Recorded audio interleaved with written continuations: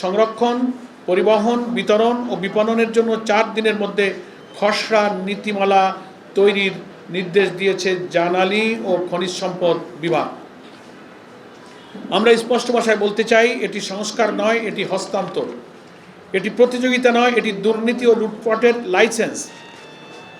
গত 6 August Bangladesh oil, gas and workers federation Chittagong জরুরি সভায় করে প্রকাশ্যে অভিযোগ করেছে, পরিশোধিত জ্বালানি তেল আমদানি, বিক্রয় ও বিপণন সরকারি খাতে ছেড়ে দেওয়ায় তারা পায়তারা করছে। ইস্টার্ন রিফাইনারি, পদ্মা, যমুনা ও এলপিজির সিবিএ নেতারা এক বাক্যে বলেছেন, এটি সরকারের জন্য আত্মঘাতী এবং দেশের জন্য বিপজ্জনক। লক্ষ্য করুন, এই অভিযোগ কোনো রাজনৈতিক প্রতিপক্ষ তোলেনি, তুলেছেন সেই মানুষগুলো যারা 3 দশক ধরে এই খাতের ভেতরে দাঁড়িয়ে কাজ করছেন। তারা বলছেন, সরকারের ভেতরেই ঘাপটি মেরে থাকা একটি দুর্নীতিবাজ ও সুবিধাবাদী চক্র এই সিদ্ধান্ত সরকারের ঘাড়ে চাপিয়ে দিতে চাইছে। আমরা প্রশ্ন করছি, যে খসড়া নিয়ে মন্ত্রণালয়ের ভেতরে কাজ হচ্ছে তা জনগণের সামনে কেন আনা হচ্ছে না? যুদ্ধকালীন সংকটকে বেসরকারীকরণের পৃষ্ঠা ছুটে গেছে। আমাদের পক্ষ থেকে উদ্বেগের বিষয়গুলো হচ্ছে, এটি নতুন কিছু নয়, এটি পুরনো লুটের দ্বিতীয় সংস্করণ।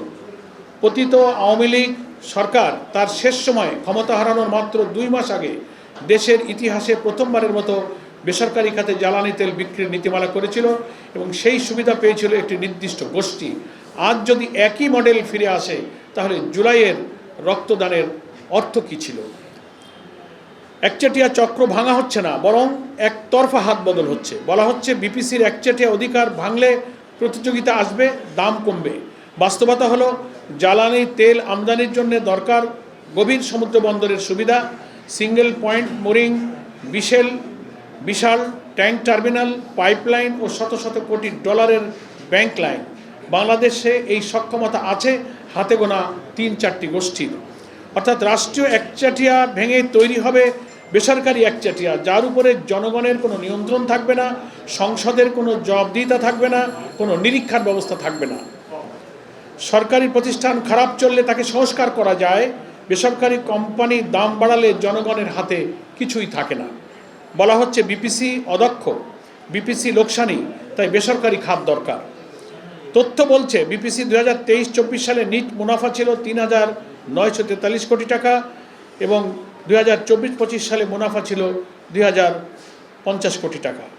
এখানে অর্থ বছরের তথ্যটা আমরা দিয়ে দিয়েছি, আপনারা পত্রিকায় লিখিত পাবেন। অর্থাৎ যে প্রতিষ্ঠানকে ব্যর্থ বলে বেচে দেওয়ার আয়োজন চলছে, সেই প্রতিষ্ঠান পরপর 2 বছরে 2,000 কোটি টাকা মুনাফা করে রাষ্ট্রীয় কোষাগারে জমা দিয়েছে। চলতি বছরের সংকট, হরমুজ প্রণালী বন্ধ হওয়া, বিশ্ববাজারে দৈনিক 1 কোটি ব্যারেল সরবরাহ ঘাটতি, এটি বিপিসির ব্যবস্থাপনাগত ব্যর্থতা নয়, এটি ভূ রাজনৈতিক ধাক্কা। জ্বালানি মন্ত্রী নিজেই সংসদে স্বীকার করেছেন, বিপিসি এখন দৈনিক প্রায় 78 কোটি টাকা লোকসান দিচ্ছে, কারণ বিশ্ববাজারের দাম দ্বিগুণ হওয়ার পরও ভোক্তার কথা ভেবে দেশের দাম বাড়ানো হয়নি। এখন প্রশ্ন, এই ভর্তুকির বোঝা বেসরকারি কোম্পানি বহন করবে, নাকি প্রথম দিনেই লিটারে টাকা বাড়বে? যুদ্ধকালীন সংকটকে বেসরকারীকরণের অজুহাত বানানো হচ্ছে। মধ্যপ্রাচ্যের যুদ্ধ ও সরবরাহ সংকটকে ঢাল বানিয়ে সিদ্ধান্তগুলো নেওয়া হচ্ছে তড়িঘড়ি করে। গত 28শে জুলাই অর্থনৈতিক বিষয়ক সংক্রান্ত মন্ত্রিসভা কমিটি সিদ্ধান্ত নিয়েছে, সেপ্টেম্বর 2026 মেয়াদের পরিশোধিত জ্বালানি তেল আমদানির আন্তর্জাতিক উন্মুক্ত দরপত্র জমার সময়সীমা 42 দিন থেকে কমিয়ে 10 দিন করা হবে। সংকটকালে দ্রুততা প্রয়োজন, আমরা তা অস্বীকার করি না, কিন্তু 42 দিনের দরপত্র 10 দিনে নামালে আন্তর্জাতিক বড় সরবরাহকারীরা এখানে অংশ নেওয়ার সুযোগ পায় না। ফলে কম দরদাতা, বেশি দাম, এই সিন্ডিকেটের জন্য দুর্নীতির রাস্তা প্রশস্ত হয়। দ্রুততা আর স্বচ্ছতা পরস্পর বিরোধী নয়, কিন্তু এখানে দ্রুততার নামে স্বচ্ছতাকে বিসর্জন দেওয়া হচ্ছে। বছরে 30,000 কোটি টাকার বাজার, এই বিপুল বাজার যদি কয়েকটি গোষ্ঠীর হাতে চলে যায়, তাহলে প্রতি লিটারে 1 টাকা বাড়তি মুনাফাও বছরে 1000 কোটি টাকার লুণ্ঠনে পরিণত হতে পারে এবং তা আইনশুদ্ধ হয়ে যায়। জ্বালানি নিরাপত্তা রাষ্ট্রের হাতছাড়া হবে। জ্বালানি তেল সাধারণ পণ্য নয়, এটি প্রতিরক্ষা, কৃষি, বিদ্যুৎ, পরিবহন ও বিমান চলাচলের রক্তপ্রবাহ। দেশে একটি মাত্র শোধনাগার, ইস্টার্ন রিফাইনারি, মজুদ সক্ষমতা সীমিত।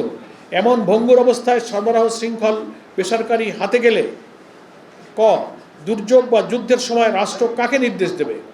খ কোম্পানি যদি বলে লাভ হচ্ছে না, তেল আনবো না, তখন কি হবে? গ প্রত্যন্ত চর হাওড় পাহাড়ে অলাভজনক রুটে তেল পৌঁছাবে কে? ঘ বিপিসি যা লোকসান দিয়েও করে, বেসরকারি কোম্পানি কি সেটা করবে? যেদিন সিদ্ধান্তটি কোম্পানির বোর্ড রুমে চলে যাবে, সেদিন থেকে বাংলাদেশ আর নিজের জ্বালানি নিরাপত্তার মালিক থাকবে না।